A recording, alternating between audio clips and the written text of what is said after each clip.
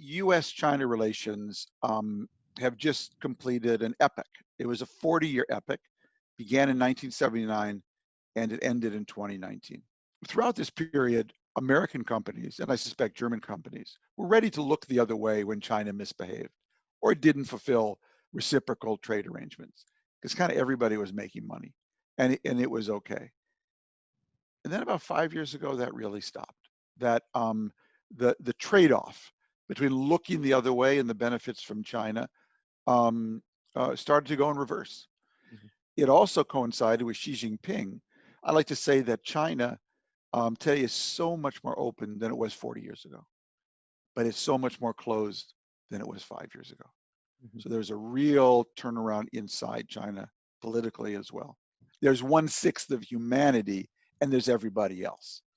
And so when you have something at that scale that's got such a powerful economic engine, you really have to bring, the only way to negotiate with China is with leverage. Negotiating with China without leverage is like trying to play baseball without a bat. You know, your hand starts to hurt after a while. So the only way is to do it with leverage. Trump did not approach it that way.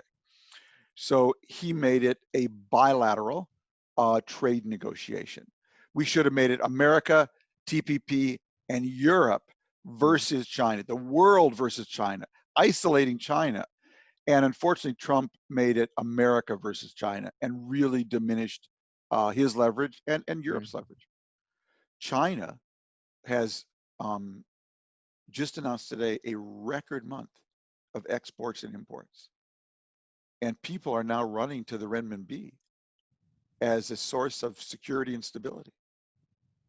This is huge stuff.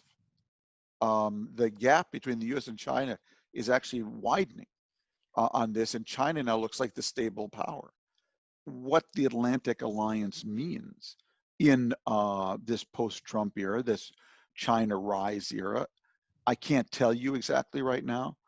All I can tell you is that when you call Washington, someone with a friendly voice will answer the phone, not someone who will tell you, hey, Germany, you're not paying enough rent, NATO.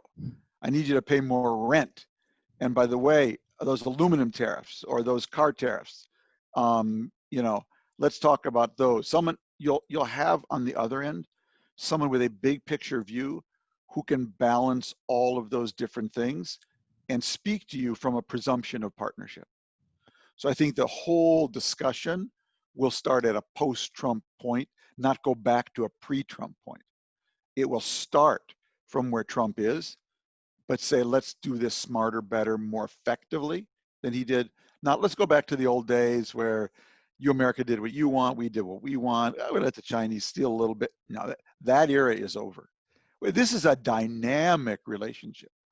And I would say that first and foremost to President Xi Jinping, that what you did in abandoning the rotations in power that Deng Xiaoping set in motion, some 40 years ago, and going for ruler for life. Well, I hope you're a good emperor, baby, because if you're not, your system is really going to have a problem. And if you think in a world that is getting what I call fast, fused, deep, and open, that a more closed China will thrive, where do I bet against you? You're on red. Where can I put down some chips? So I don't think this story is over at all.